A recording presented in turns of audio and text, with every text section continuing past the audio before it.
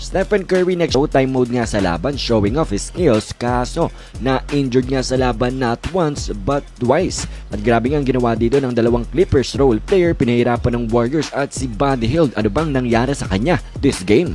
Old rivals magharap ngayong araw, Los Angeles Clippers versus Golden State Warriors. Both teams ay coming off a win.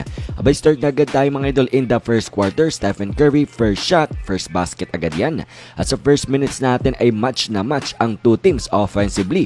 At dalawang team nga dito ay nakukuha ang kanilang gustong kuhanin sa opensa. At ang atake nga ng Warriors sa umpisa ay sa 3-pointer mga idol. May dalawa na dyan si Stephen Curry. Etong Clippers naman in the paint. At si Zubac at pati na rin si James Harden ang nangunguna dyan. Close game tayo, 17-16 matapos ng 6 minutes na paglalaro. At ang back and forth nga natin ay nagpatuloy. Mga role players nga ng dalawang koponen ang gumagawa dito. Derrick Jones Jr. may 12 points na agad. Wiggins at Kuminga naman combined for 16 points. At ang ating score nga at the end of the first quarter, patunay ng back and forth game na ito mga idol. Walang team ang nagpapatalo. And after 12 minutes, tied at 34 points ang ating laban. Second quarter natin, Warriors 3 straight turnovers agad ang ginawa dito, kaya 3 straight baskets ang ginawa naman ng Clippers. If sa Zubac mga idol, nilalamon nga sila in the paint. 41-34 ng score natin. Timeout nga dyan si Coach Steve Kerr. Sumikip na nga ang depensa dito ng LA Clippers at nahihirapan ng Warriors offense. At si Buddy Hield mga idol, medyo maalat ang umpisa. 0-for-4 ang shooting with 3 turnovers in 8 minutes. Pero pagbalik nga ng mga starters dito ay nabuhay na rin sa wakas itong si Buddy Hield at nakinabang nga sa pagbabalik ni Steph on the floor. 6 straight points ang kanyang ginawa mga idol. Ganda pa ng assist kay Trayce Jackson Davis. Dikit na muli ang ating laban, 43-42. Clippers naman ang napatawag ng timeout. Pero hindi naman nagpaulit itong si James Harden dyan at unay ganda nga ng backdoor cut na ginawa for a one-hand dunk. Tapos itong si Chris Dunn na steal, na isahan pa si Wiggins and one play, 7-point lead na muli sila. Tapos si James Harden ginawa pa yung 11-point lead after ng kanyang 3-pointer. Pero buti na nga lamang mga idol itong si Stephen Curry at Podziemski bumawi para sa Warriors para gawing close game nga tayo muli. Sa pagtatapos nga ng ating first half, score natin 59-54.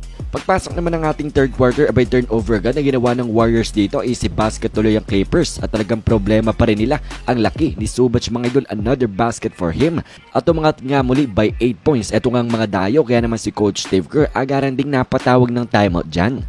Then after timeout, big run nga ang ginawa dito ng home team. Andrew Wiggins at Stephen Curry ang nanguna nga dyan. Nilabas pa ni Steph ang handles niya. Parang showtime mode nga silang dalawa ni Wiggs during this run. Kaya si Tyler naman ang napa-timeout.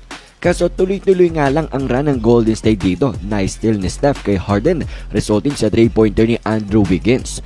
Pero matapos niya ay bumawi na rin naman na itong si James Harden at Norman Powell.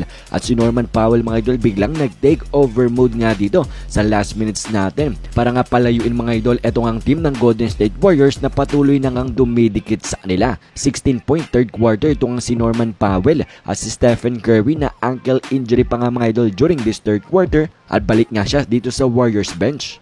Pagpasok naman natin in the fourth quarter, si Buddy Hield mga idol nagpatuloy nga ang kanyang maalat na shooting at ang kanyang 3-point shooting mga idol ay 1 out of 8 na nga this game at 4 na ang kanyang turnover. Naging 10 na tuloy ang kalamangan dito ng LA Clippers.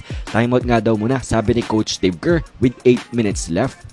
At sumubok nga si Stephen Curry na bumalik sa laban after ng kanyang ankle injury. Kaso mga idol nadali yung the same ankle nga na injured niya at mukhang this time ay seryoso na ito. Kaya bumalik agad siya sa locker room. Malaking problema ito sa Golden State Warriors.